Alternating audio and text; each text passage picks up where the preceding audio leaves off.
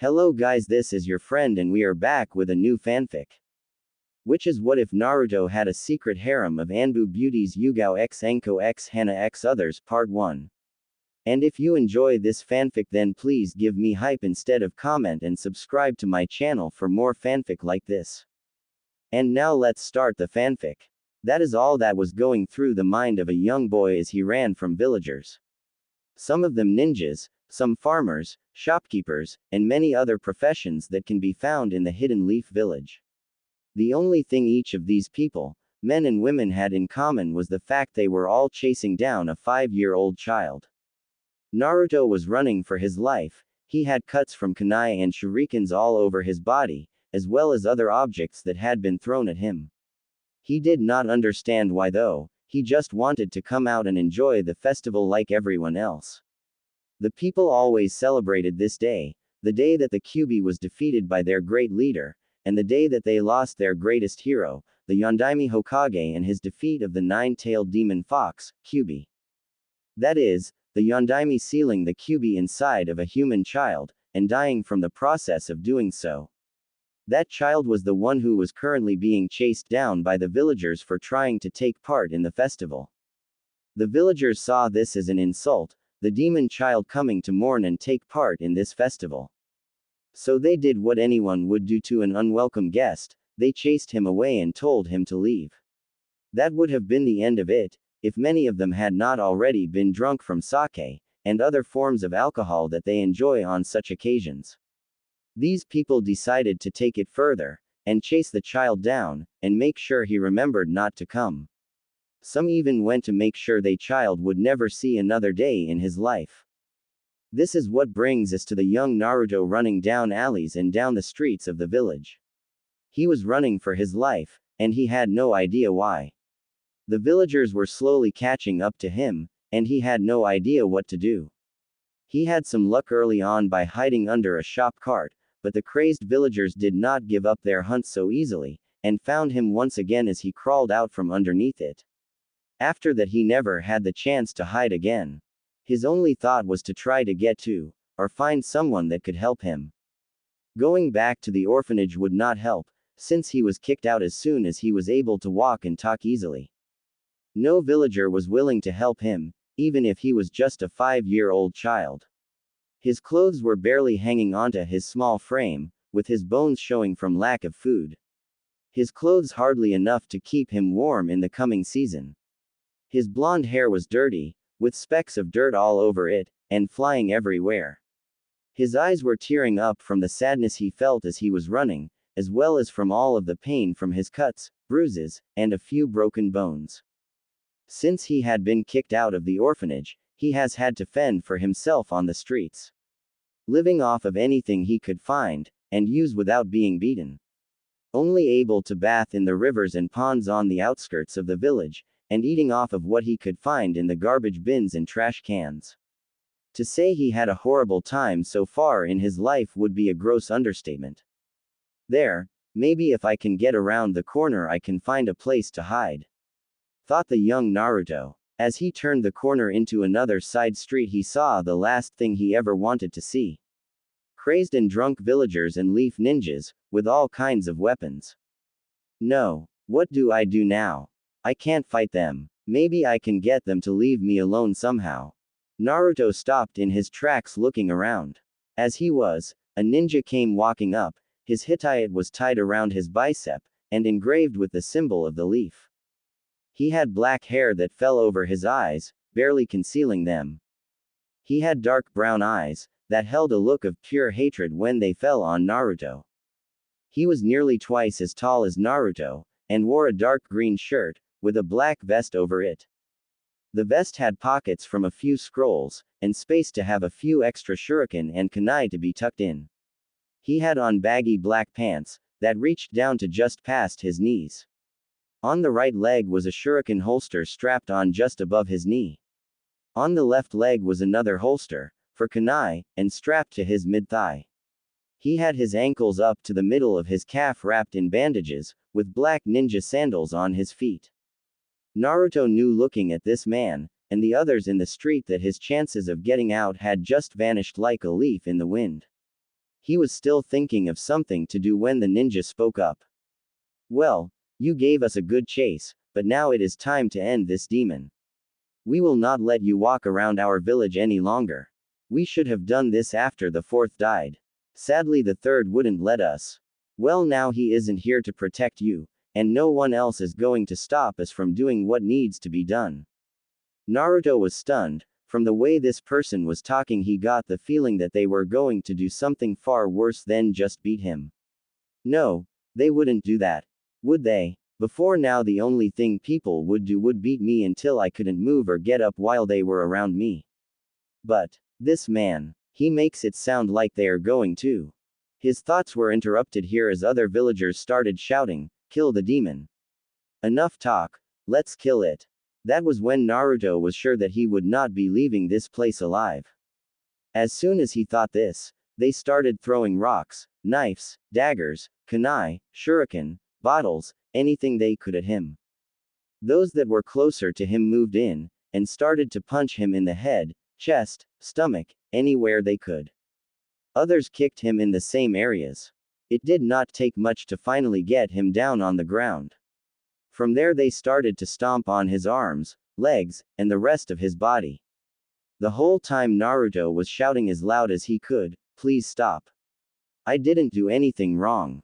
Someone please help." He repeated this over and over. He even continued to do this when he started to cough, and blood flying from his mouth. One of the ninjas in the crowd, tired to the yelling, and worrying that someone might hear, and try to help him, moved forward with a kunai in hand. As he neared Naruto, he placed the kunai to the child's throat and pushed, just barely cutting the vocal cords, and ending his pleas for help. From then on there was only the sound, his gurgling, coming from the boy. This continued for several minutes before a voice behind all the irate people bellowed out in a deep and booming voice, "Hey, what do you think you are doing? He is only a child, and it takes all of you to do this. You call yourselves men and women, let alone shinobi of this village. Get away from him, and leave him alone." While saying this, a man came walking from a small house on the other side of the street, which the name Ichiraku Ramen on the awning in front of it. He was trying to push his way through the crowd of people, and not doing a good job. After catching a glimpse of Naruto down on the ground, he turned towards his shop and yelled, "Ayame, run and get the Hokage, and try to find some help. Run. Hurry. This kid may not last much longer." With that said, his daughter took off in search of the Hokage and help for her father. She ran down the street yelling for help, and calling for the ANBU to come. Back with her father, he still had not made it halfway through the crowd, and was fearing how much longer the young blonde could hold out. He was still fighting through the crazed people when he was hit in the back of his head with some unknown object, and fell to the ground. He landed face first on the ground, and felt the back of his head. Bringing his hand to where he can see it, he saw his own blood. As he tried to stand back up, he was pulled to the back of the crowd and tied up by many of the villagers. Once the villagers were done, they spoke, saying, "You are lucky we don't kill you along with the demon brat there. We got no room in this village for those who would protect the likes of him. Now just sit here and watch as we finally kill that brat." With those last words spoken, they tied a piece of cloth around his mouth to prevent his cries of protest and anger. Back with Naruto, he was barely able to keep his eyes open. They were slowly closing as he lost his grip on any conscious thoughts. The last thing he saw was himself curling up in a fetal position in an attempt to stay alive just a little longer, and lessen the damage being done to him. Finally his vision faded, and he no longer saw the alley crowded with people calling for his death. Instead he found himself in a hallway. Looking around, he noticed pools of water that went up to his ankles. There was very little light for him to see, and many pipes going back and forth down the hall. He was laying in a puddle of water, and wondering where he was when he heard a voice calling him. "Pup, walk down the hall, and follow it. Follow the sound of my voice. Please hurry, we have much to talk about, and very little time to do it. Now stand, and move as fast as you can." After hearing that, Naruto tried to stand, thinking it would be impossible. To his surprise, he was able to stand up, even more so, he was able to walk. Discovering this, he hurried down the hall in the direction of the voice. Something about the voice made him feel everything would be okay. His was warm, and sounded worried, and caring at the same time. It almost sounds like the wind blowing through the leaves of the forest. Most of all, the voice made him feel safe, something that he had never known before, even while in the orphanage, where he was bullied, and beaten by the workers and other children. Of course, none of that was punished. Instead, Naruto was punished for what they did, and all the blame of the event placed on him.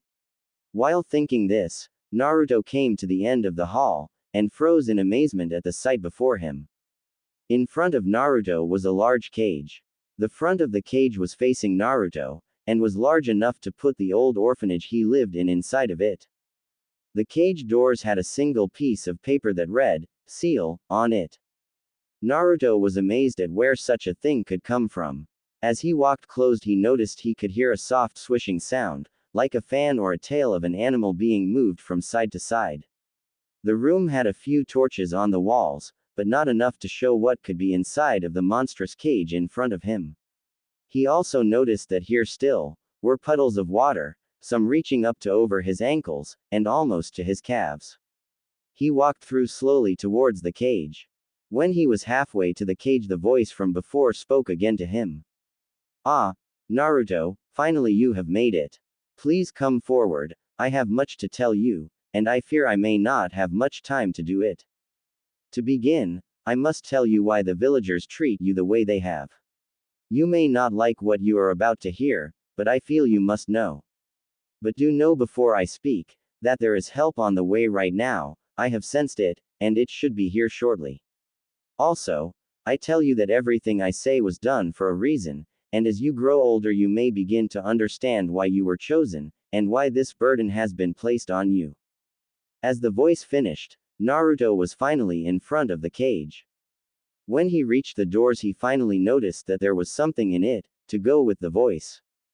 Out of the back of the cage came walking perhaps the most beautiful woman he had ever seen. She had long silver hair that reached the middle of her back, and reflected the light from the torches, almost blinding him. She had slightly slanted eyes, and slits for her pupils, which were as red as the blood he has seen so many times in his young life. Her ears were slightly pointed, and her skin was the color of the moonlight from a full moon, pale and white. Her lips were pressed together in a thin line, from where he could tell they were a dark red color. Her neck was slim, and led down to her body that was small, yet looked ready for combat, and able to hold its own. Glancing quickly over her, he noticed that her chest was not large like some women he had seen, but not small either. He also noticed her waist was slim, and her hips were the same as her chest, not small, or large, but something just seemed right with it. As he looked at her hands, he noticed her fingers almost looked like claws, and he wondered how that could be. He noticed that her feet and toes were the same way. Instead of clothes, she had on what seemed like fur covering her hips and chest. The fur was silver, with a hint of red through it. Her skin seemed to glow with its own light, and anywhere he looked he could not see any kind of mark or blemish on it. She had flawless skin. All of this would have surprised him, but what surprised him the most was what he saw behind this person. He saw 9 fox tails, swaying in the air, twitching back and forth behind her. Each one the same color as her hair and the fur covering her. Needless to say, this left the very young Naruto near speechless. The only thing he managed to say was, "Are you an angel?" The women could barely hold back a small laugh at the comment from the young child in front of her. After calming herself, she managed to say, "Finally speak. No, Naruto, I am not an angel, in fact I am probably the farthest thing from one. I am known as the Kyubi, but my proper name is Hikari the Nine-Tailed Kitsune. It is a pleasure to finally meet you face to face. I know you must have many questions, so ask them quickly. I still have many things to speak with you about." Naruto, coming out of his stunned state, managed to speak up, finally asking many of the questions that have been flying through his head with this new information. "Where are we? How do you know me? What is going on? Are you why the people of the village hate me? These were but a few questions that he managed to get out from the many flying through his mind. He stood there waiting for the answers, some of which he has wanted since he was able to realize the way people were treating him. We are inside of your mind. To be exact, we are in front of the seal that traps me within you. I know you because I have been sealed inside of you for as long as you have lived. Your memories are my memories. This is just the first time you have ever been able to speak with me. I think you have done so this time because of the fact you were seeking an escape from the pain you are going through right now. In seeking to escape the outside world, you went into your mindscape. Right now, this is the only way that we can speak with each other. Sadly, yes, I am why they hate you so much. But why? You seem so nice and pretty. The way the people talk about you, they make you seem like a monster who would eat children alive. They have their reasons, Naruto, but do not worry now. I will tell you the full story another time. For now I want you to listen. Your help is nearly here, and you are very close to dying. If you die, I will die with you thanks to the seal that has been placed on us. I am not talking to you just for this. In all the time I have spent sealed in you, I have hated the way the people treat you. Do not blame them. They are ignorant and foolish. They do not know all of the story concerning why I came to your village. Only 2 people know why, and one of them is dead now. He died in sealing me in you. At this Hikari stops, and her ears twitch as if listening for something. Ah, your help is here now, Naruto. I want you to go back to your body. I will explain everything very soon. But please do not hate those who have done this to you. If you do so, you will be acting just like them. As she spoke those words, Naruto slowly drifted away. He slowly began to feel pain all over his body, his legs, arms, chest and stomach. Every part of his body is ablaze in pain. So much pain that he wasn't sure how he could still be alive. Finally he heard someone shout out Doden. Doryuheki. As the person shouted this out, a wall of mud appeared around Naruto, and he saw the old man who used to always check on him at the orphanage, the Hokage, land on top of the wall, along with several people with masks on land inside of the walls he created. The Hokage, seeing the state Naruto was in, and the look at the villagers and ninja present, he fought to restrain the urge to attack these people, who would all attack a defenseless child who has no way to protect himself. Instead he turned and spoke to a man with a Hittite worn on his forehead, and the cloth spread over the top of his head. Ibiki, take him to the hospital, and stay with him. Do not let anyone around him unless I am there. Make sure the doctors know to help him to the best of their skills. Anything less they can speak with you. Make sure they know that if they do not help him, they will get a special session with you. Hearing that, Ibiki nods, and picks up the young boy, and takes off towards the hospital while thinking. Who could do this to such a child? It looks like he hasn't eaten or had a bath in days, maybe weeks. I can't understand how this idiots could think that he is the Kyuubi. After Ibiki left, the Hokage turned to the ANBU still there, and the other villagers and ninja gathered. To the ANBU, gather those responsible for this, and take them to a holding cell. They have all just earned a private meeting with Ibiki and Anko. The ninja in the crowd will be the first. Be sure to disarm them, and take away their Hittite. They are a disgrace to this village, and will no longer bear our symbol. Everyone else, I suggest you return to your homes. Many of the people gathered, that had attacked Naruto couldn't help but shout at the Hokage, why do you protect the demon? It deserves to die for what it did 5 years ago. We lost friends and family to that thing. Let us kill it, that way the entire village will be free of the worry of the Kyuubi being released. Why can't these people see that he is not the Kyuubi, just a child? He had nothing to do with what happened 5 years ago. I'm sorry Yondaime, these people are still too blinded by their hatred to see him as what you wanted. That was all the Hokage could think as he jumped away to the hospital, with 2 ANBU following in his wake. Naruto, I hope you make it. You have lived such a short and hard life. I was hoping to see you grow to a fine young man before you were ever exposed to hatred such as this. Please, whatever Kami is listening, help him pull through this. Konoha Hospital. Morino Ibiki was running and jumping across the rooftops of the village as fast as he could. All this while trying to make sure not to injure the obviously near-dead child any more than he already was. As it was, he wasn't sure if the kid would be able to hang on much longer. Just by looking at his own clothes he would guess that the kid was bleed dry. His clothes as well as Naruto's might as well have been dyed crimson from all of the blood that soaked both. It made Ibiki wonder how such a small body could produce so much blood. It wasn't long before Ibiki was at the hospital, and running in asking for a doctor. Many, on seeing who he carried left, despite his threats, to busy themselves elsewhere in the hospital. Thankfully Ibiki has a very good memory for faces, and he planned on visiting some of these doctors again later. Getting frustrated, he decided one last threat, and yell. Damn it, are all of you so afraid of a child that you forgot why you became a doctor? Each and every one of you bastards are an insult to your profession, and I plan on visiting each of you personally once this is handled. Does any one of you spineless asses know what a doctor is supposed to do? With this last threat a new face came into the lobby to see what all the noise was about. He was a doctor of medium build, with short flat black hair. He had on a pair of glasses that was set snugly upon his nose. He had light blue eyes, and wore your standard doctor's lab coat, and scrubs, with a stethoscope hung around his neck.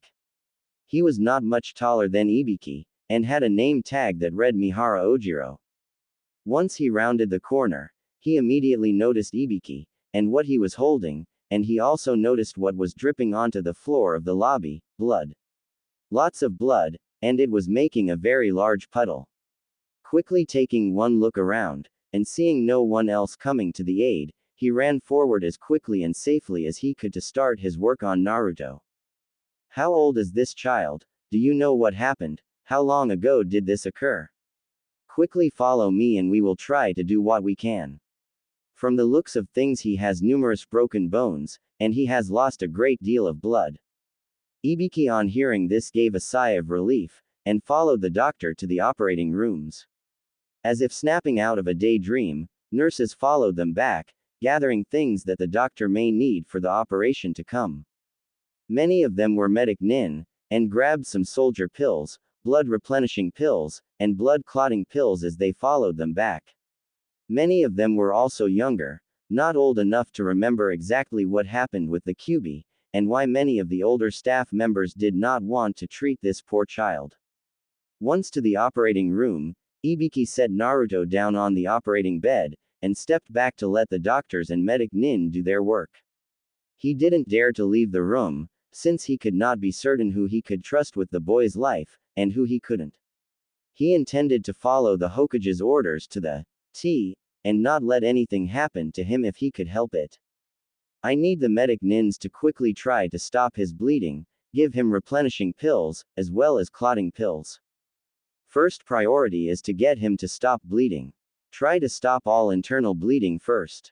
We will worry about his broken legs and arms later. We need to get him stabilized first, so handle all life-threatening injuries first. And for Kami-sama Sake, keep him breathing. Clear out his throat and get a tube in there to help him breathe for now. Shouted Ojiro to the nurses and other staff that came to help. After giving out his battle orders he went to Ibiki to check him over. After all the big guy was covered in blood, and could have some injuries of his own. Ibiki-san, where are you injured? Wherever you and this young man came from must have been dangerous. Did he come from a village attacked by bandits? Asked Ojiro when he was close to the big man. Ibiki, stunned that he was being asked about injuries, quickly shook it off and responded with more than a little hate in his voice, No, Ojiro-san, I am not hurt in any way. All of this, he motioned to the front of his clothes, came from that boy, Uzumaki Naruto, who was attacked.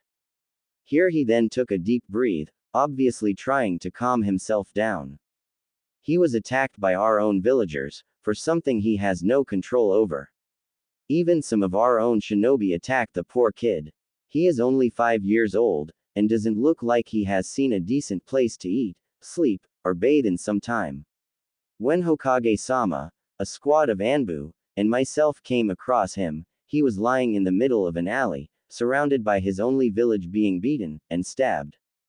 Again the big man had to stop and calm himself. To Ojiro, Ibiki was visibly shaking with rage, as he recalled the events of earlier that night that brought him to the hospital. Had it not been for the Hokage asking us not to hurt them unless needed, you would be a very busy person right now, so would the local marble carver and coffin maker. If me and the ANBU left any trace of the bastards. They were monsters and savages, attacking him relentlessly, hell-bent on killing the boy. But no, I wish some of this was my own, sadly this is all from Naruto. I didn't know such a small body could hold so much blood in it. I look forward to having a session with those bastards that did this to him. They will get the same treatment that they gave him, but 10 times worse. So I hope you have a wing cleared for some incoming patients in the next few days. Hearing this, Ojiro was stunned. How could our own village do something like this to such a kid? I know the QB is sealed in him, but honestly, he is just a child, he is not the QB. If he was, he would have killed them himself for what they did. That's not all, Doc. If I were you, I would start looking for some more staff here as well. Puzzled, Ojiro had to ask, what do you mean? We have enough staff here to deal with any kind of problem. We would be able to keep running through a war if we had to. Ibiki couldn't help but give off a deep booming laugh at this. Oh, you may have enough now, but when the Hokage finds out what some of your doctors and nurses did when I came in, you will be short-handed. They would be lucky to get away from this with their heads still intact. Ojiro gave Ibiki a puzzled look before Ibiki continued with his explanation. When I came in asking for help, none of the others would help him. They just called him a demon, and said he deserved to die. No one was going to help him. That is until you came into the lobby. You were the only one who came to help him. No one else would have touched him with a 10-foot pole. They would have nothing to do with him, only seeing him as the QB, and not the innocent 5-year-old boy he really is. No, Doc, you may be short-handed soon, because it seems many here have forgotten what it means to be a doctor, nurse, or medic nin. They forgot they vowed to help any person when they are in need of help. For that, they deserve whatever punishment they may get from the Hokage. Ojiro couldn't help but agree with the Jonin. Those doctors who forgot their oath to assist all in need of medical help did not deserve the title of doctor, nurse, or medic nin. They were a disgrace to all others of that profession, trying to play kami, and deciding who lives and who dies. As long as a person has a bit of life flowing through them, they should be helped till the last drop of life is drained out of them. Anyone in the medical field who could not do that deserved the harshest punishment that the Hokage could come up with. To say he was disgusted with the way his colleagues acted would not do his feelings justice. Who is the real demon here, this innocent child, or those who attacked him, and refused to help him? Ibiki-san, I do not know what to say. From what I can tell, Naruto has multiple broken bones. I wouldn't be surprised if most of the bones in his chest were broken, as well as punctured his lungs. From here you can tell yourself that both his arms and his legs have been broken. There is no telling how many other internal injuries he has right now. But believe me, those here will do the best they can to ensure he makes it through this. If I have to, I will do it myself. Ojiro stops here to shake his head and he watches the work of the staff. I cannot help but wonder who the true demons are. This child could not have done anything to protect himself, or harm anything. No, this child is far from being a demon.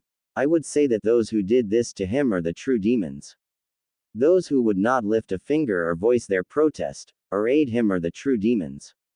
As a doctor, it pains me to say this, but I honestly hope they suffer the same pain, if not more than what was done to him. They deserve this fate more than he does. Ibiki was starting to warm up to this doctor more and more the longer he talked with him. This person obviously knew what it meant to be a member of the Hidden Leaf Village. He knew that protecting those around you, and helping those around was as important as anything else. That is where the leaf got its strength, by helping, protecting, and fighting for everyone that is a part of the village, no matter who they might be. If they were in trouble, and needed help, The leaf was supposed to be there for their own. Mihara-san, please, just call me Ojiro, there is no need for things like that. Ojiro, I have a feeling we will be seeing a great deal of each other in the coming weeks. What are the odds of him living through this? I know he is young, and I have the blood on me to prove he is in bad shape. Not to mention the cut those sons of bitches did to his throat to keep him from calling for help. How likely is it that he will survive the operation, and be able to live a normal life, or as normal as it can get his in situation? Ojiro had to walk over and speak with a few of the medic nin before he returned to answer the questions from Ibiki. From what they can tell, it seems just about every bone possible has been broken. His ribs were all broken, and had punctured his lungs. His lungs were filled with blood from the cut to his throat, and from being punctured. All of which are serious injuries themselves. Some of the broken rib fragments came close to piercing his heart, and other vital organs. Thankfully you got him here as soon as you did, with as minimal damage done during transport as possible. He has lost a great deal of blood, far more than a child his age should have. That is very strange, it seems as if his body started to produce more and more blood to compensate for what he lost. I would have to say that is perhaps the only thing that has kept him alive so far. Ibiki was not a weak man, he had inflicted his shares of wounds, and received his fair share in return throughout his life and career as a torture expert. But hearing all of this done to someone that wasn't even as tall as his knees pulled on strings he hadn't felt in a long time.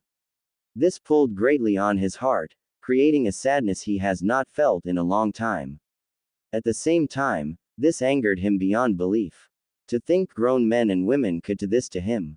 Ibiki was looking forward to his days he spent with those bastards. And to think, Anko might be helping me out. I wish I could feel sorry for them. But they deserve no pity for what they are going to get. They lost all hope of that the second they decided to attack a 5-year-old boy who could do nothing to stop them. I hope Hokage-sama takes the leash off when I am allowed to handle them. From the cut to his throat, it doesn't look like we will be able to do much for his vocal cords, or voice box. Even with the most skilled medic nin and doctor here we may not be able to save them. So he may lose all speech ability. Only an active Kami would be able to give that back to him. Kami is going to be working overtime with him as well. His injuries are so numerous, and severe that he may be in critical condition for some time. We may leave him in a special room for observation, with me and any other trusted person watching over him 24 hours a day, 7 days a week until he is stabilized. That may not be for some time however. From the looks of it, he is in a deep coma right now, and may never wake up from it. He has probably suffered severe mental damage from this attack as well, with his body being overloaded with pain. That is not surprising seeing how he is so young. Even most adults would have a hard time fighting through whatever pain he was put through. I wouldn't be surprised if some of the shinobi could not fight through it. Here the doctor had to stop, and ponder what they could do to help Naruto more. I'm just afraid there is nothing else we can do for him. We might be able to make sure he lives, but what kind of life would he have sitting in a bed connected to machines and tubes for the rest of his life? Ibiki couldn't help but tear up a little hearing this news. Here, a young life might be snuffed out before it could even see anything of the world. Suddenly a new voice made both men jump in surprise upon hearing it. No, I doubt Naruto will allow something like that to happen. I think he will fight through whatever has been done to him. He may not seem like much, but I believe nothing short of killing him outright would keep him from living. Both Ojiro and Ibiki had to turn towards the voice, and see the Hokage standing at the door to the operation room. Both were surprised they never heard him enter the room. Ibiki, thank you for getting him here in such a hurry. I know it must not have been a pleasant experience holding such a young life in your hands. Thanks to you, he may live to see another day. Ojiro, I wish to thank you as well for helping him, and your staff. To say that I am disappointed in the behavior of many in this fine hospital is an understatement. The Sandame couldn't help but let out a small chuckle as a thought went through his mind. If she was here, She would make sure each of them were made a permanent part of the Hokage monument, or at least given the hospital enough holes to make it look like a wheel of cheese. She might even have been able to help him. But sadly, in his current state she may do nothing more than freeze up. An honest shame that she did not stay in the leaf. We could use her skills right now. Both Ojiro and Ibiki knew who the Hokage meant, Tsunade, one of the 3 legendary leaf ninjas.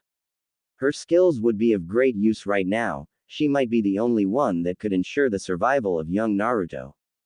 Ibiki, why don't you get cleaned up? You and Anko can begin talking to those responsible in the morning. But please, try not to kill any of them just yet. For what they have done, they do not deserve to die in one of your torture rooms. They have broken my law, and the punishment for that will be a public execution. I will not tolerate this occurring again. I made a promise to the Yondaime that I would protect Naruto, and it seems I have failed him so far. I will not fail him again if I can help it. I may not be able to make the village see him as the hero he is, but I will be damned if I will sit by and let them try to kill him again. Just looking at Naruto makes my blood boil, and my temper rage.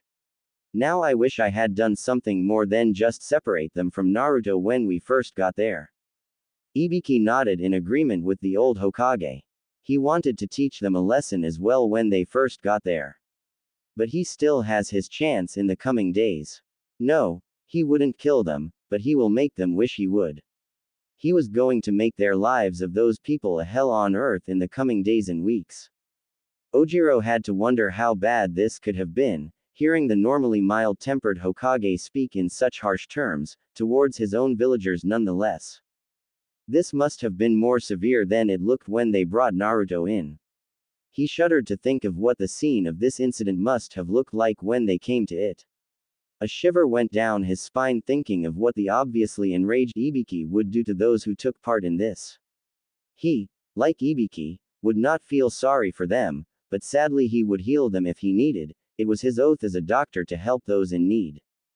As for those doctors, nurses, and medic nin that refused to treat Naruto, I cannot give them anything harsh as punishment.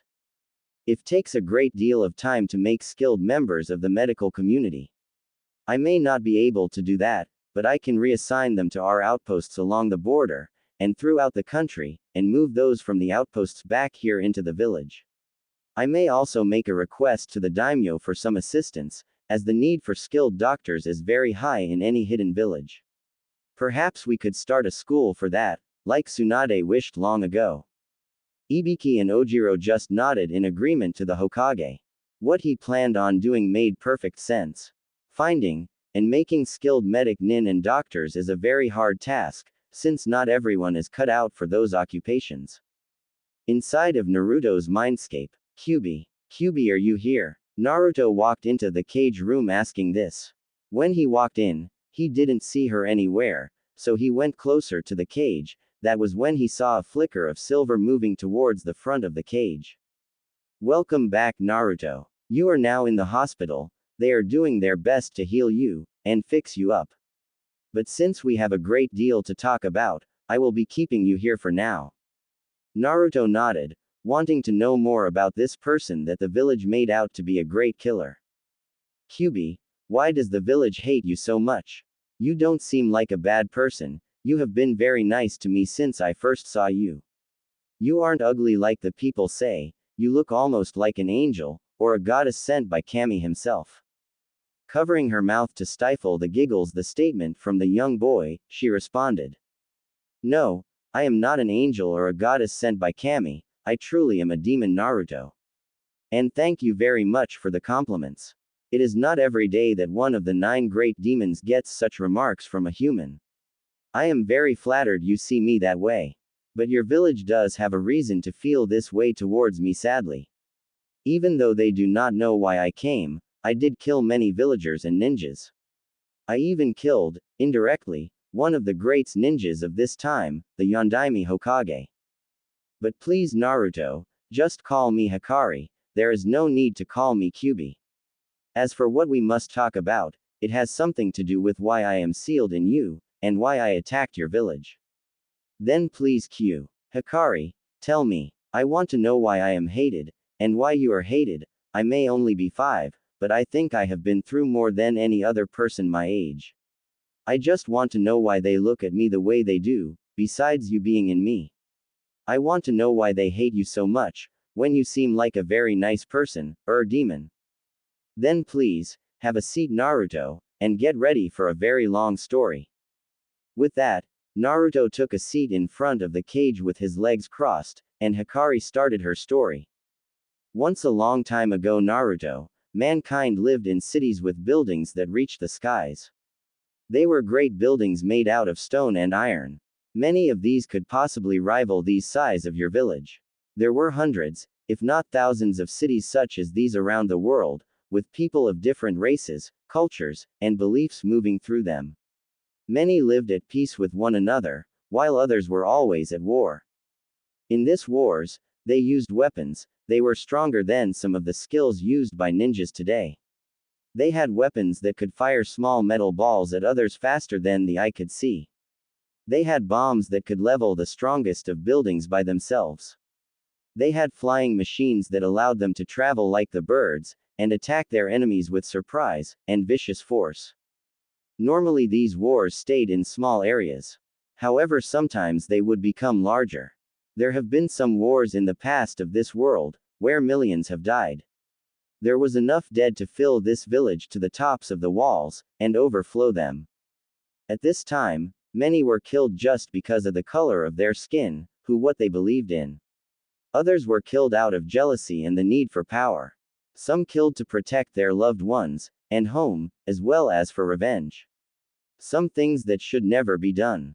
Many killed because of their pride being injured, or they became power hungry. They also had weapons then, that could destroy entire villages, cities, and countries by themselves. It would just take one of these weapons, and it could wipe Konoha off the face of the map, leaving nothing behind but rubble. No one would live through the weapons, not even dogs or cats. The only thing that may survive is a few insects used to harsh conditions. It was because of this that the 9 great demon lords came into this world. We came at first just to observe you mortals, to see what you were like. What some of us saw was very surprising. Some mortals were as bad as some of the sickest demons in the demon realm. They killed without mercy, and without caring who they may hurt. After we saw enough, we all meet together in a council of sorts. Many of us hated what we saw, and thought that it would be only a matter of time before you mortals killed yourselves off. With that in thought, we sought counsel with the great kamis, and asked what they thought. Many, if not all, agreed with our observations, which is a rare thing to happen. Having both, the greatest demons, and the kamis agree on a single topic is very rare. That should only show how dangerous the situation was. We debated on what to do, not having many options that would leave your world livable. So the kamis made a deal with the demon lords. We were allowed to come to this world in our full form, and act as agents of the kami, to prevent your kind from destroying themselves and their world. So, we came in our true forms: Shukaku the one-tailed tanuki, Bast the protective two-tailed cat, Isanade the three-tailed and finned shark, Sekhmet the four-tailed lioness, Cerberus the five-tailed wolf, Kira the six-tailed eagle, Ragnarok the dragon, Medusa the eight-headed hydra, and then myself, the nine-tailed fox. We came to your world in our true forms to try to stop the mortals from destroying themselves in their lust for power, greed, and pride. To do this, we had to destroy all that they used for this power, and all their plans for it, to help ensure that it would not be created again. In the end, we ended up recreating the world, sending humankind into a new age, a more primitive age than they were in. That was thousands of years ago, and many have forgotten those times. Since then, the kamis have called on one or many of us to come to this realm, and prevent humankind from doing something that mortals have no right to do, or to try to humble the arrogant, injure the pride and ego of those who had such in abundance. To make the extremely wealthy poor, to teach lessons to those who needed one taught to them. This is also what brought me to your village. I was called because there was a mortal who was seeking something no mortal has a right to claim: immortality. This person, named Orochimaru, sought to gain power by becoming immortal, and wanted to become immortal to gain power. He had broken several laws set by the kami. When this happens, the kamis would call upon a demon lord, or lords to come and help to fix the problem. So I was called to assist in this event. I made my way to Konoha, seeking Orochimaru, and along the way I was attacked by several followers of his. All wearing the leaf headband, so I believed sadly, that the village was in support of his goals. So I came to the village seeking him, and in the process I killed several honorable shinobi, and poor villagers that happened to get in my way. Little did I know at the time, that Orochimaru had left the village years ago, because your people were after him, seeking to stop his tainted ways. I did not know, so I continued to fight. That was until a great man, perhaps the greatest shinobi to ever live, which means a lot coming from the strongest demon lord, came to do battle with me. This man was known as the Yondaime Hokage, the fourth Hokage. He came forward and summoned his ally Gamabunta the Toad Boss to do battle with me. They fought bravely, but both knew it would be impossible to best a demon lord in a fight, let alone myself. It turns out they were only fighting a delaying action, seeking to hold me back while a ritual was prepared. Before starting the ritual, the Yondaime did something no others bothered doing. He asked me why I was attacking. Seeking a peaceful solution before doing something that could not be undone. So I told him why I came, and he told me that Orochimaru was no longer part of the village, that he had left after many tried to stop his foolish quest. Sadly, at the time I did not believe a word he said. In all of my wisdom and experience, I could not see the truth when it was openly admitted to me. I struck the Yondaime, giving him a fatal wound. He had no choice but to begin the ritual that would end both of our lives in the mortal world. The ritual he performed was the one that sealed me into you, Naruto. He gave his life using this method to seal me inside of you when you were a newborn baby 5 years ago to this day. As he died, and completed the ritual, I realized too late, that he had indeed spoken the truth before. Because as a person dies, their lives are like open books to those who know how to read them. With his last breaths he apologized to me, the one who tried to kill him, and severely destroyed the village he was the protector of. I was amazed, that in death this human could still be so noble, and kind, even to someone who did not deserve the kindness. I promised him then, that I would look after the child that I was being placed in, to help make sure that you grew up to be a great person, a great ninja, just like him. He thanked me for the promise, and spoke with the one you called the Sandaime Hokage, the third Hokage, and told him what he learned. The third was amazed, and ashamed at the same time for the foolishness of both sides. He promised the fourth that he would try to make the villagers see you as a hero, for having to endure the burden of me being sealed in you. For the villagers would never believe that I came on a noble quest, and not one of destruction. Sadly, none of them would hear anything of it, so the third was forced to create a special law. This law would prohibit any with knowledge of me being sealed inside of you of speaking of it out in the open. It was done to try to give you a chance at a normal life with the younger generation of the village. Obviously though, people found ways around this law. They would be cruel to you, not feed you, blame you for the smallest of things. This is also why you were kicked out of the orphanage, and made to live on the streets for the last year.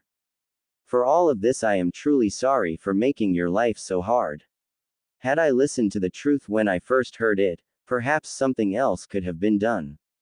But sadly, not even the demon lords and kamis are about ignorance. All that I can do now, since we have started to talk, is to keep my promise to the fourth. To help you become a great and powerful ninja, that can protect those that he cares for and loves. Even those that have shown him hatred you would protect. Because all life if precious, even the most vile. All through the story that was being told by Hikari, Naruto sat and listened, soaking up the information like a sponge. He was amazed at many parts of the story, and even more so when he heard of the battle with the fourth. He had long made up his mind before Hikari mentioned a deal. He would become a ninja, and he would become the Hokage of the village. Even though he was hated, he would protect those of the village, even if they did not want his protection. Now we are up to date, Naruto, and I have a deal I wish to make with you. The offer is simple, and very easy to do. I offer to teach you, and train you, with some of the knowledge I have gained in my eons of life. All that you must do is become a ninja. Of course I will give you small tips on how to do this, but in the end you will learn nothing more from me except methods to become a ninja. I will not teach you any jutsus as you mortals call them, or anything of that nature. To get me to do this, you must become a ninja of the leaf. You must also prove that you are worthy of such power. I will not tell you what you must do, you will have to decide that by yourself. If I do not find you worthy of this power, then I will not train you in how to use it. I will assist you in the mortal ways of the ninja, and that is it. You would learn nothing from the demonic side. That is my offer to you. There is of course a small down payment I will give you if you accept the offer. What that payment is, I will not say, I will let you decide for yourself. To him, he had a great power in him, and the only way to use this power properly would be by protecting those around him. I promise Yondaime, I will become a hero of the leaf, that way your last wish can be granted. I will continue to do what you did till your death. This is what went through the mind of Naruto as he looked at Hikari. Anyo. Hikari, I have a question. Feel free to ask me anything, and I will try to answer if I can. Though I may be a demon lord, I may not know everything. Do you by any chance know who my parents are? I tried asking what happened to them when I could, since others in the orphanage spoke of their parents if they had them. But no one would say anything. Of all the questions she was expecting, this was the farthest away. I wish I could tell you the truth of who your mother and father were. Naruto, but I cannot, you are not yet ready for that information. But maybe, sometime in the future when you become a ninja, I could tell you. This is what she was thinking as she looked down upon Naruto. Knowing she could not speak the truth, she had to say something. No, I am afraid not, Naruto, I never learned of who your parents were. But I am sure they were strong people, since they gave birth to such a strong and special young boy. But do not let the past hold you down. We are to learn from it, and from that grow stronger. I know you do not want to be alone. But just remember, you are not alone, you have me here, as well as some people of the village. I am sure that the third would be willing to help you if you asked for his help, as well as the one who brought you to the hospital, someone named Morino Ibiki. There are others out there, you just have to find them. Naruto, holding back tears, only nodded his head as he heard this. He still had one question left to ask before responding to the deal. Anyo, Hikari, I have one more question if you don't mind. By all means, ask Naruto. Could you be my Nei-chan?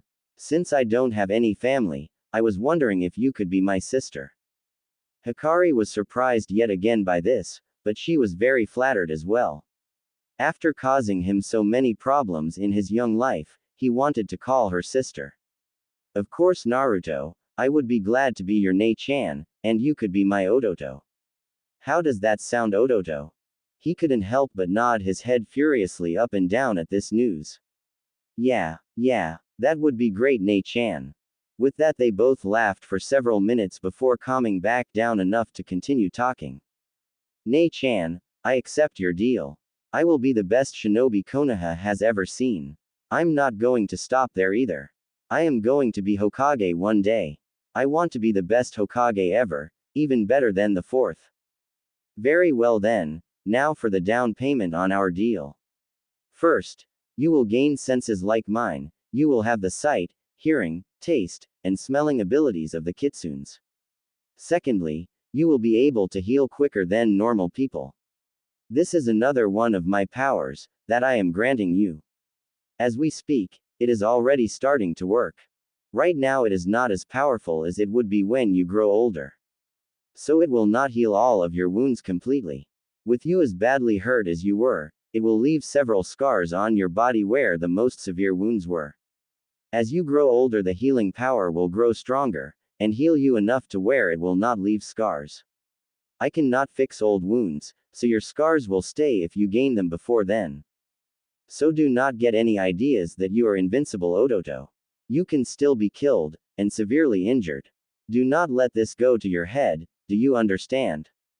Cool. That is cool, Nei-chan, thanks. Don't worry, I don't plan on making today an everyday event. At least not if I can help it at least. Hikari couldn't help but smile at this. Ototo, I have one other thing, the power of the kitsune illusions. This is normally used by the younger kitsune, to protect them, so it is only fitting that you should gain it as well. With this, when you are in danger, it will make you blend so well into the surroundings. No one would be able to see, smell, or sense you when this happens. As you grow older, you will be able to control it better, and use it when your life is not in danger. This is one of the reasons why we kitsunes are tricksters. So be careful with it when you use it. If someone knew you were able to use a demon techniques, things would not be pretty. Yes. Thanks again, Nei-chan. I guess I can't tell anyone about these though, can I? Since I wouldn't know who I could trust and all. I would say there is only one person worth telling, as he will always be there for you, and that would be the Sandame. He deserves to know that we have talked, and that you know about me. He may also be able to help you become a ninja, just do not tell him about our deal. He may not like the idea of me teaching you my demonic skills. Okay. With that, both settled into a comfortable silence. Hikari was about to say something, when she noticed something strange with the healing powers. This is odd. It seems most of his injuries have healed enough to heal naturally in a few days, except for one. This could cause some problems for Ototo. Without this, he may not be able to become a strong ninja like he wants. How do I tell him that he may have lost his voice forever? Hospital room. Ojiro-san. Ojiro-san. Something is happening to Uzumaki Naruto. When Ojiro heard this, he jumped from the cot he had been laying in and followed the nurse to Uzumaki Naruto's room. As he walked to the bed, he noticed something was off, he couldn't place it at first. That is until he got closer and had a better look at the young boy's body. This is impossible. A few days ago he was barely hanging onto a small thread of life. Now nearly all of his wounds have healed. I must tell the Hokage. Go get the Hokage, tell him it is urgent that he gets here as soon as possible. Hearing that, the ANBU, with silver hair, and a dog mask, vanished in a puff of smoke. Hokage office. It had been nearly 2 weeks since the incident with Naruto and the villagers. Ibiki and Anko were still having a little too much fun with the unlucky shinobi involved in the incident. The Sandame was enjoying the silence, something that has been in short supply in those 2 weeks, when a puff of smoke appeared in front of his desk revealing a silver-haired ANBU with a dog mask on. Hokage-sama, Dr. Mihara requests your presence in Uzumaki Naruto's room, he says that it is urgent, and you should get there immediately. The Hokage was gone before the silver-haired ANBU finished his message. With that task done, he walked out of the office, and pulled a small orange book out from his jacket, and walked down the hall. Hospital. The Hokage made it to the room in record time, after all he knew the path there like the back of his hand. During the weeks Naruto had been in a coma, he had flatlined about every other day. So he knew how to get there faster than some of the nurses and doctors did. As he entered the room he was greeted to the sight of numerous doctors poking and prodding the young boy. There were medic nin scanning him as well with their special jutsus. All of them had a very surprised look on their face, many looked like they had never seen anything like a young boy in the hospital before. The Hokage then noticed Ojiro coming up to him. Ojiro-san, what seems to be the problem? Why are all of these people here in the room, and not just the regular staff? Hokage-sama, I am glad you made it here so fast. Something extraordinary has happened. All of Naruto's wounds have healed so much, that they may heal on their own in just a few days, even with all of his more severe wounds. It is amazing, no one has seen anything like this before. To say the Hokage was surprised would not do his reaction justice. He stood there, looking at a young boy who had been knocking on death's door several times during the week, and running away like a bad joke. Now the boy was nearly back to perfect health. There could only be one thing to explain this, Kyubi. Ojiro-san, do not let this out to anyone else. His medical files are now an S-class secret in this village. Should he come back to the hospital again, he is to see you, and only you. You have just become his official doctor. As such, you are the one who will give him all of his physicals, and other such exams. Swear all others to secrecy, and make sure they know what will happen if they leak this. If they have a problem with this, they can come and speak with me directly in my office. The doctor could only nod dumbly at this news. He was glad just like everyone else that the boy was okay, but to make this an S-class village secret. This could be a new bloodline that had just activated. Then it hit him. This wasn't a bloodline, it could only be one thing. Kyubi is healing him. I suppose it makes sense. If the boy dies, then Kyubi would die too. So I guess the damn demon is finally making itself useful for the poor kid. He nodded, and went about filling out all of the needed paperwork, and letting all those present know about the Hokage's orders. Naruto's mindscape. Ototo, I have something I need to tell you. It is very important, and may change our plans some. Naruto looked up from where he was sitting, giving his attention to his newly found Nei-chan. It seems, even with the healing power, and the help of those outside, there is a part of you that may never heal properly. It is your voice box, and vocal cords. When that bastard human attacked you, and stabbed you there, something happened to prevent it from healing properly. Huh, how can that be? I'm talking to you right now, aren't I? So how could that be true? While you are here, your injuries from the outside do not affect you, but if you were to gain injuries here, it would affect your body.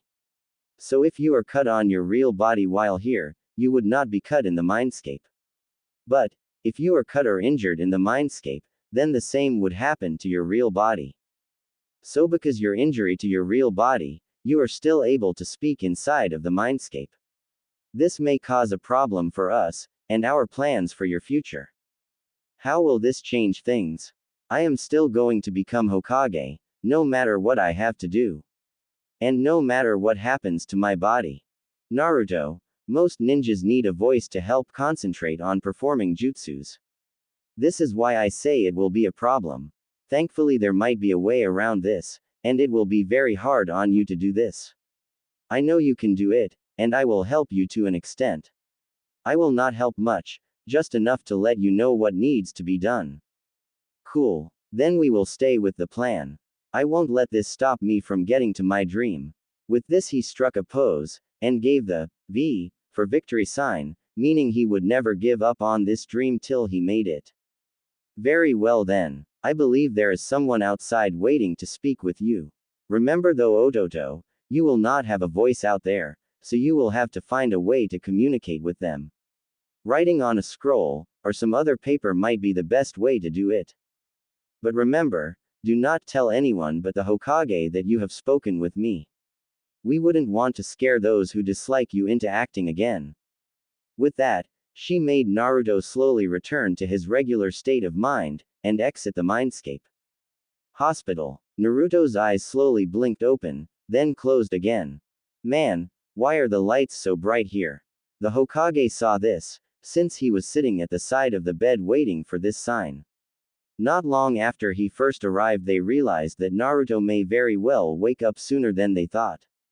Granted, they never thought he would wake up at all. Naruto, can you hear me?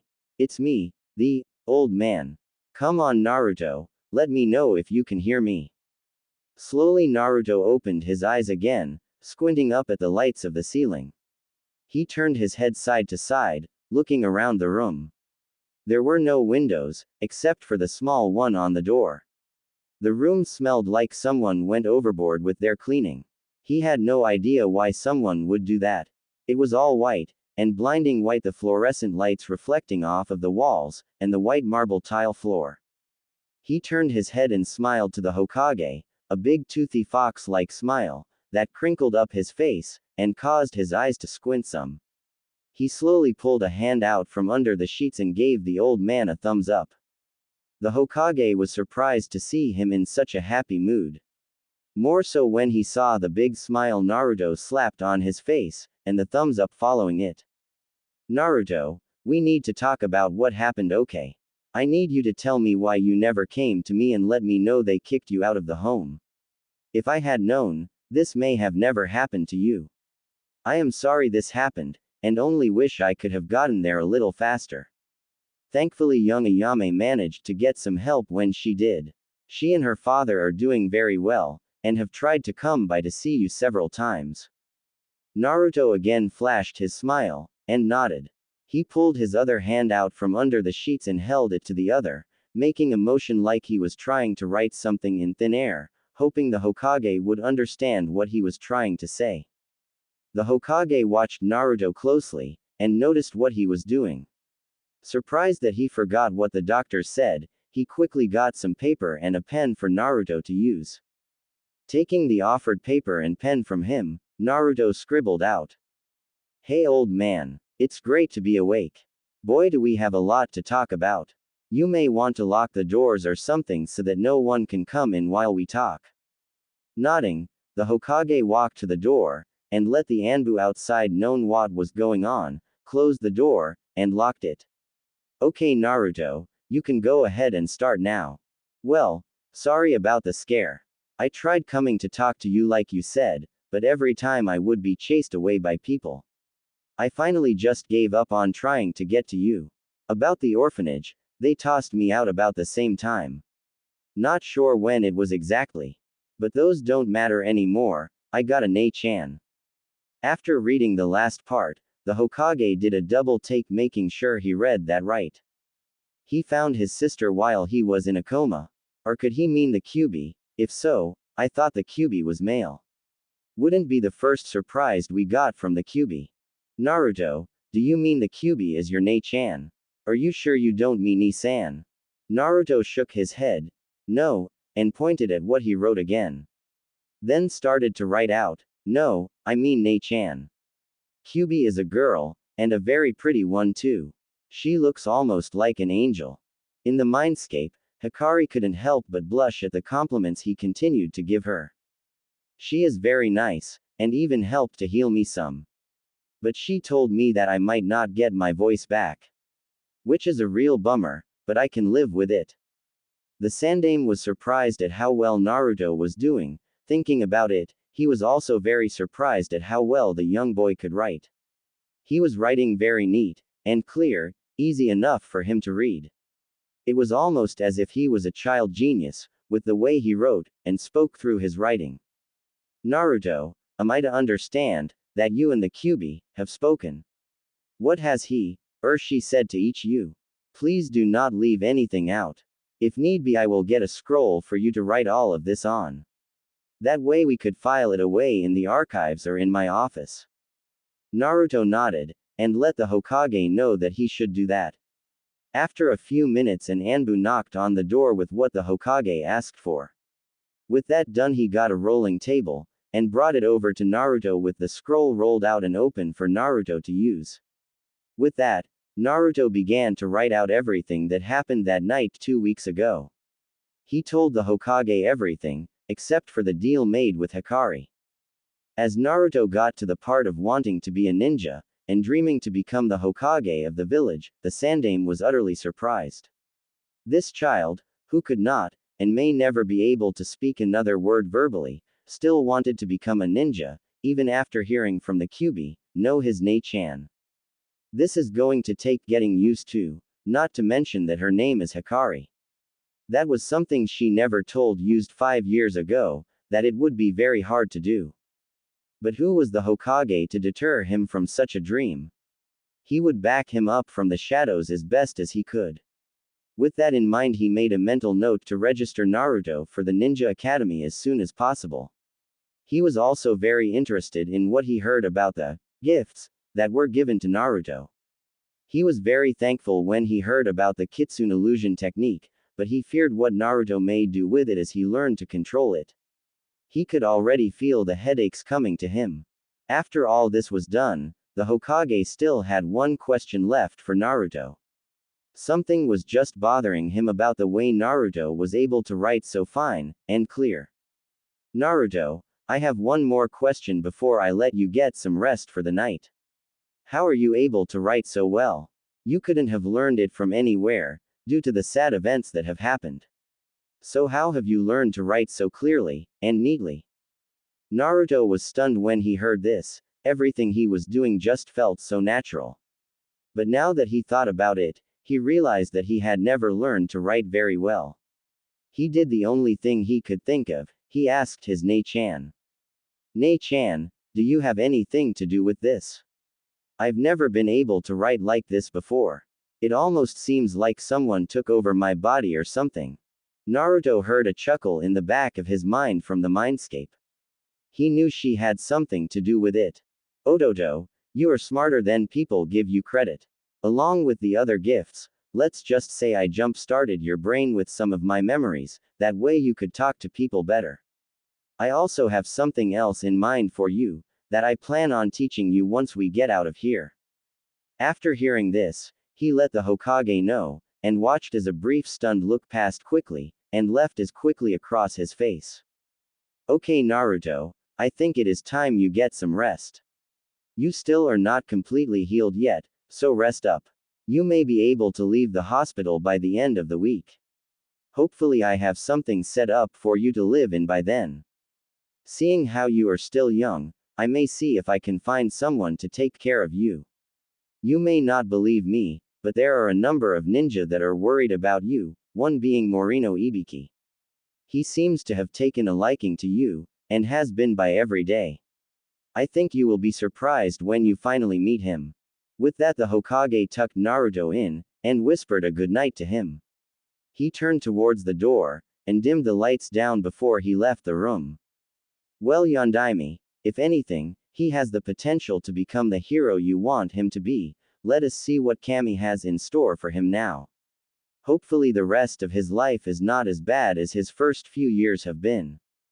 The weeks before Naruto woke up, Morino Ibiki walked into a room under the Hokage Tower.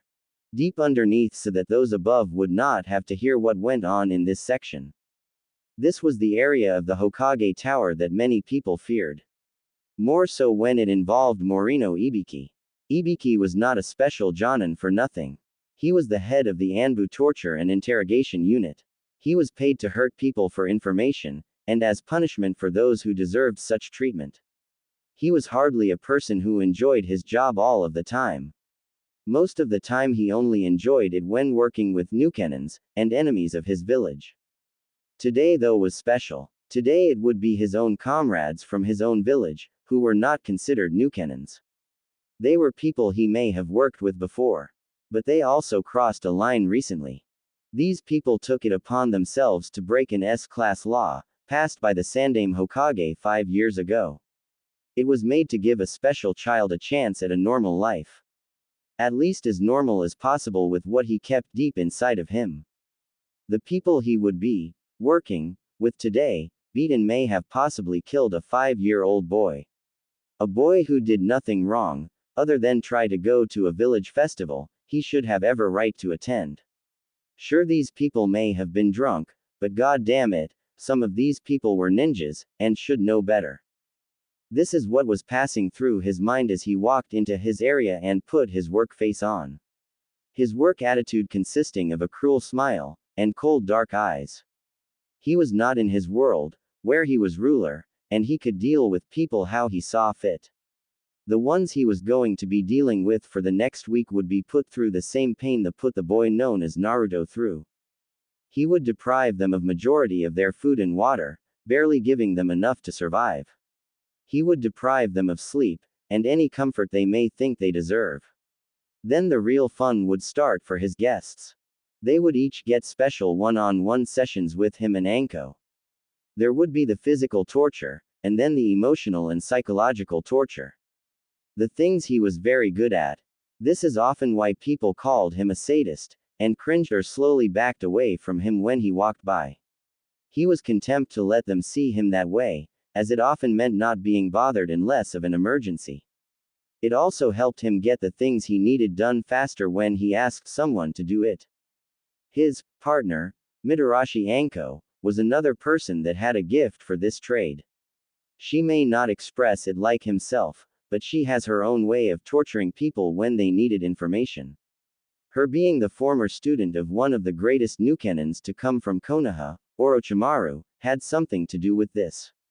Another thing that helped was just her, such as enjoying causing pain to people, and the use of her snakes in this. Many people attribute this, once again, to her former sensei. She just loved summoning some of the deadliest snakes possible, and leaving them in a room with her toys. Or summoning a python or another constrictor to slowly squeeze the life out of people. One way or another, she was very effective at her job. Maybe more so than Ibiki was at times. But she was just so damn hard to control at times. Right now Ibiki was in the room of the first one to attack Naruto. Yamato Inari. The man still showed no sympathy for what he did. Instead he was wondering why he was being punished. This man thought he should be given a reward for possibly killing the Kyuubi. He forgets the fact that it was a human child he possibly killed, and not one of the 9 dreaded demon lords. The idiot failed to realize that if he was fighting the Kyuubi, that he would not be here for Ibiki to talk to. People are so stupid when they are drunk. What the hell am I still doing here, Ibiki? I know the Hokage told you to talk to us, but Aiju thought he was putting on a show for those damn demon loves. Sighing before he decided to respond, Ibiki stated, I hate to disappoint you then Yamato-san, but you are not going to be leaving here till the Hokage decides the proper punishment for those who broke his law. What the hell? How did I break that stupid law? Everyone should know what that bastard child is. That way it could no corrupt any of the other children. Hell, it should have been killed the day the Kyuubi was put into it. Was all Inari could think of when he heard this news. What do you mean, Ibiki? There is no way he could say we broke that crazy law. Oh, I think there are a number of ways he could. First, at the festival, you and many others were shouting out at him, and chasing him, calling him a demon, Kyuubi to be exact. Second, you chased him all through the city doing this very same thing. Third, the daughter of the man that some of your followers knocked out and tied up heard what you people said. She is not old enough to know what happened, or the law that comes with it. So you see, you and your buddies have broken the law. You will be punished as needed. Seeing how you have possibly attacked and killed a civilian, while you are a ninja, a chunin no less, expect a rather stiff one. Did you think you would be let off of the hook for this easily? I mean, you beat poor Naruto to an inch of his life. And for what? Because he was the unlucky one to have the Kyuubi sealed into him. He had no choice in the matter. For that fact he is not the Kyuubi. If he was, then I would bet my goddamn life that you and every one of those other villagers would not be alive right now. He would have killed each one of you without a second thought, just like 5 years ago. Don't give me this shit, Ibiki. That thing could just be waiting for the right time. It has no feelings, or sense of right from wrong. It is all one of its plans to catch us when we do not expect it. If that is how you see it, then I guess I have to get this session underway. This may be one of the few times I have taken pleasure in doing this to a fellow villager who was not a Nukenin. With that last sentence Ibiki grabbed the chains on Inari, and chained him to the walls with his arms and legs spread. Arms spread above his head, and legs underneath. He then went to a solid wall, and channeling an exact amount of chakra revealed several tools. Some knuckles, knives, scalpels, whips, chains, ropes, just about everything needed for a proper torture session. Ibiki looked around the cabinet and selected some rather large sets of brass knuckles. Fitting them onto his bare paw-sized hands he closed the wall back, and walked over to Inari. Anything you'd like to say before we start? Screw you and the Hokage. That thing deserved what it got, and then some. It killed our fellow ninja 5 years ago, and destroyed much of the city. So do what you can, you damn demon love. Here he was cut off from a hard punch from Ibiki to his ribs, knocking the breath right out of him. From there Ibiki alternated from the chest and ribs, to the gut and kidneys. He didn't hold back with the shots to the head either, along with several hard headbutts. This went on for several minutes with Inari swearing up a storm. Finally Ibiki stopped for a few minutes.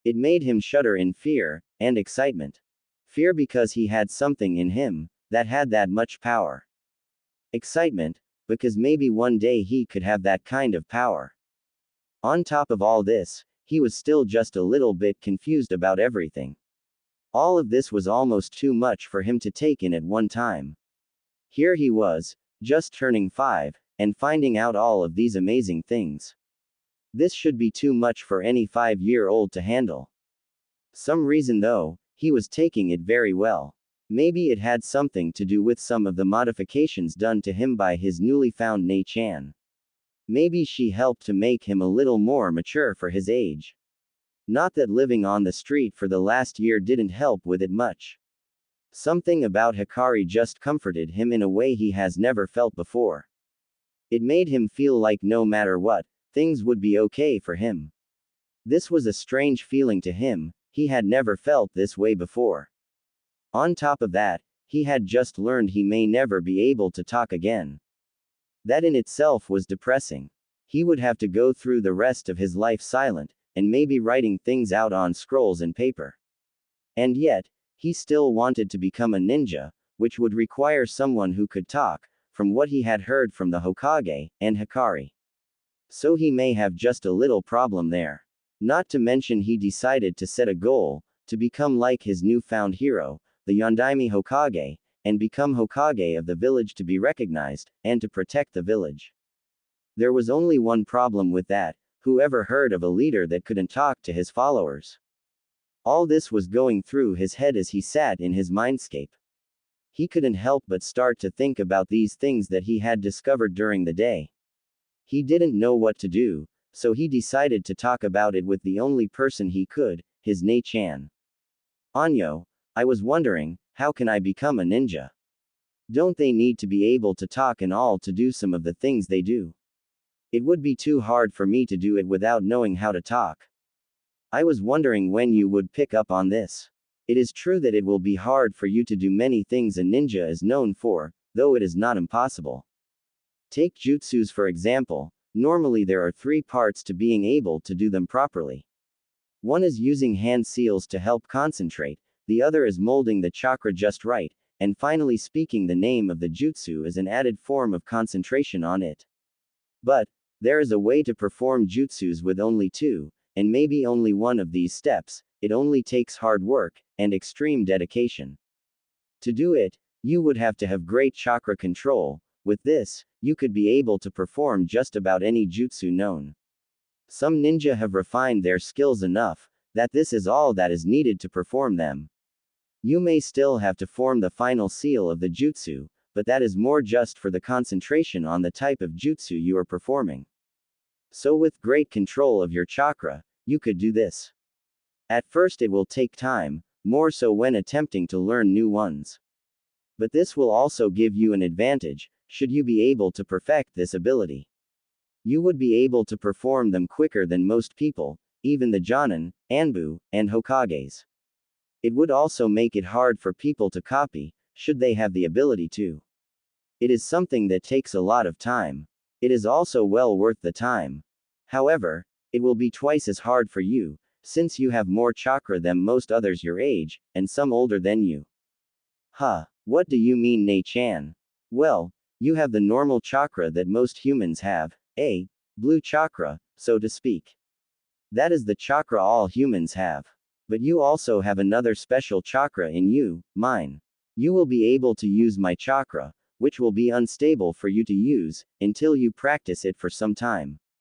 This will make using chakra very hard for you at times. It will require extra focus and hard work by you. Failing to do so would only leave you with the most basic uses of chakra, and nearly limit you to only taijutsu, out of the 3 major forms of jutsus. That is why I will be helping you as you grow to learn to control your chakra. Both your own and mine. I had a feeling it wasn't going to be that easy. I guess the only way for me to become a ninja is a lot of hard work. Yes, and those are often the best types of ninja. There are those ninja who are gifted for the life, and those who have to work hard to become a ninja. Those who are gifted often forget the important things, all because it comes natural to them. While those who work hard earn everything they get, and so it becomes more important to them. I was wondering though, don't ninjas have to talk to people a lot too? It would be too hard to do that the way I am now. Is there no way to heal me, or find another way? I was listening to what the doctors were saying, while you were asleep, and there seems to be a human who might be able to help. But unfortunately, no one knows where to find her. Though, there is still another way for you to learn to talk, without having to write things down all of the time. It is a fairly dead language, that is practiced by very few. In the times of this world, before most of it was destroyed, there was something known as sign language. In this you would speak with your hands, and be able to hold a conversation with others who knew this language. It would take time to learn, but I think it is well worth it.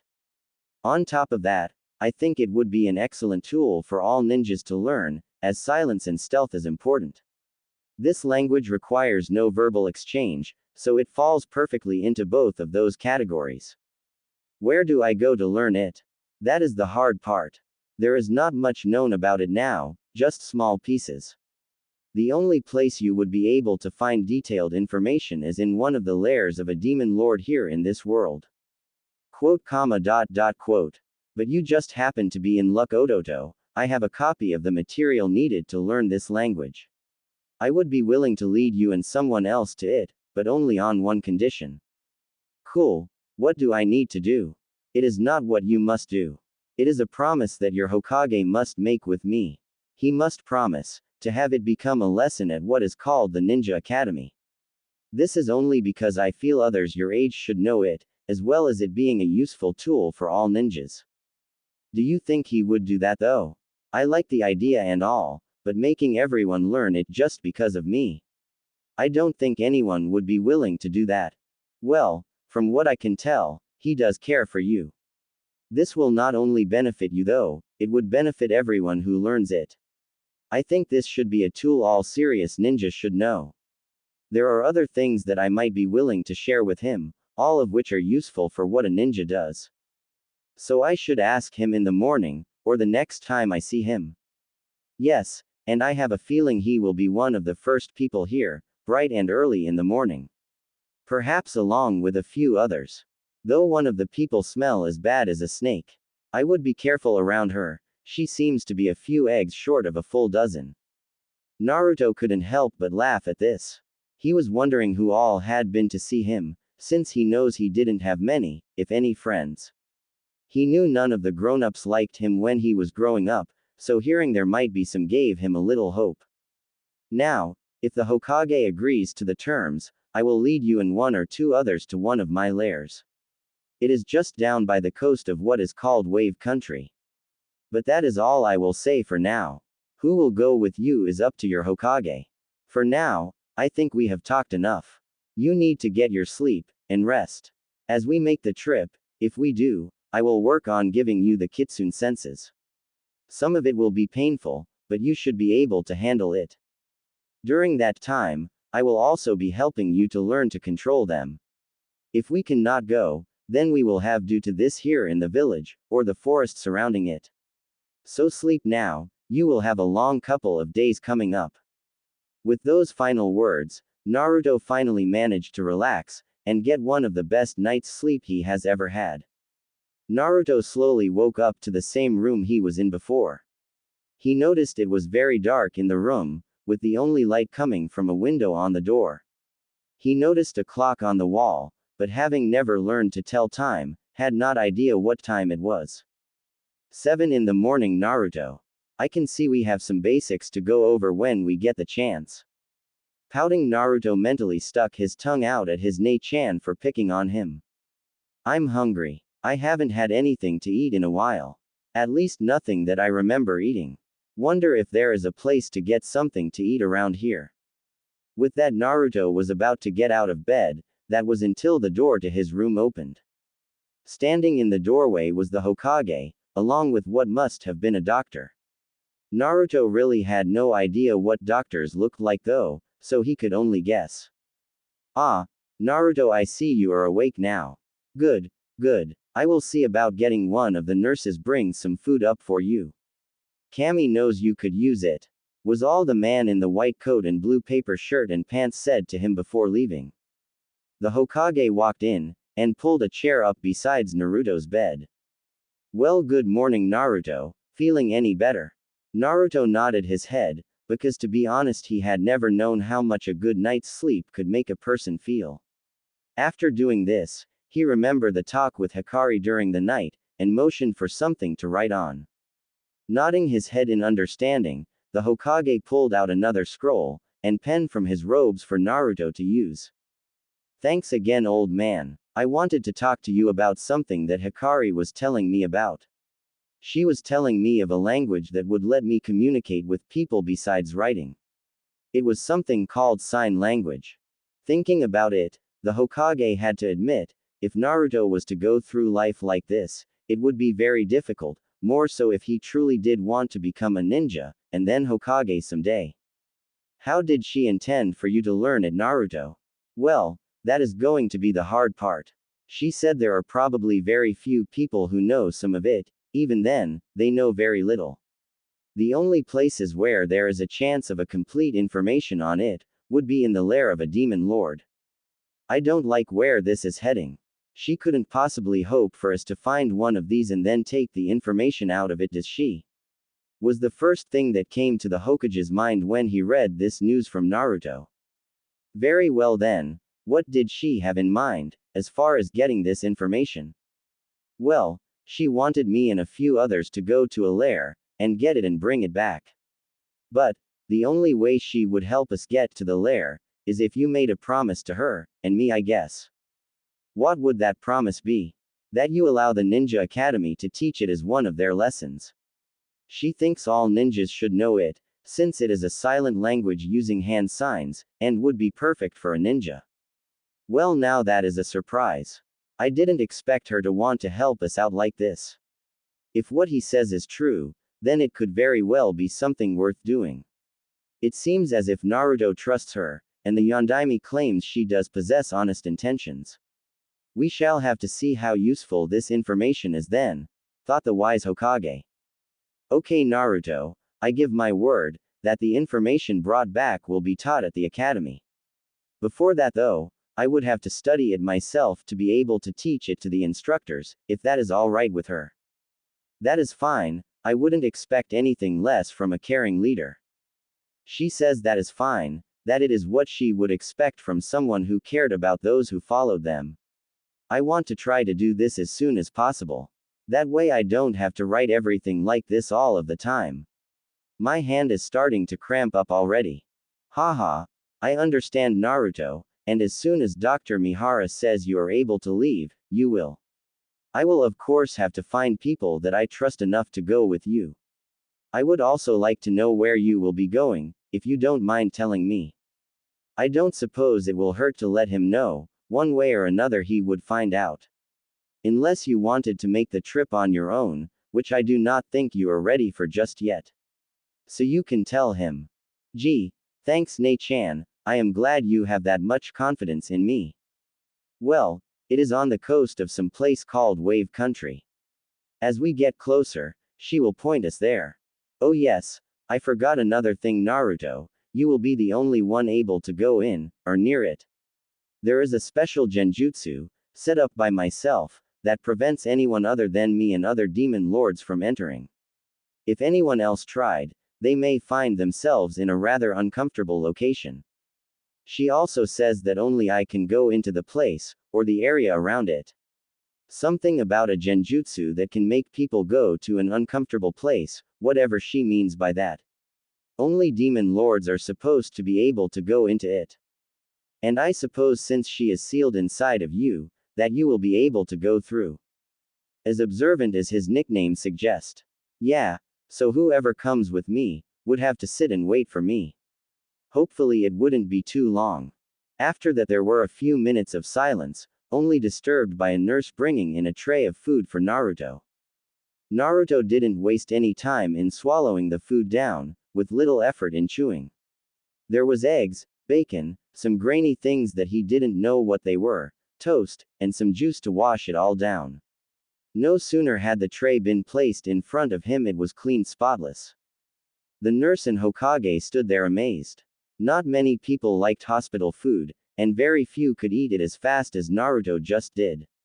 The Hokage noticed then that Naruto was writing down on his scroll again. Can I have more? I haven't had anything this good to eat in a while. Both the nurse and Hokage developed large sweat drops on the back of their heads. Of course they couldn't blame him, he was extremely underweight for a normal child his age. A person could count his ribs, without worrying about possible miscounts. That is how malnourished he was. So they wouldn't mind letting him eat his fill. After a few more trays of food, Naruto was stuffed. With a big yawn he laid back on the bed to relax a little. About that time, the doctor from earlier came back into the room. Well, Naruto, it seems you are doing rather well, if the trays of food mean anything. The nurse says you are moving around well, and most of your injuries seem to have healed completely now, thanks I'm sure to your friend. I would have no problem with you being let out of here, as soon as suitable arrangements could be made. The Hokage took this time to send the ANBU outside the room for the very two people he planned on sending with Naruto to this lair, Ibiki and Anko. Both in the last few weeks have been acting very out of character, visiting Naruto's room when they were not busy. Ibiki, who saw the state Naruto was in to begin with, was understandable. He had even helped to bring Naruto to the hospital. Anko, though, that was an odd story altogether. She heard of what happened, and heard of what people thought of Naruto during one of her sessions with those responsible. She wasn't too kind to those people after hearing the details.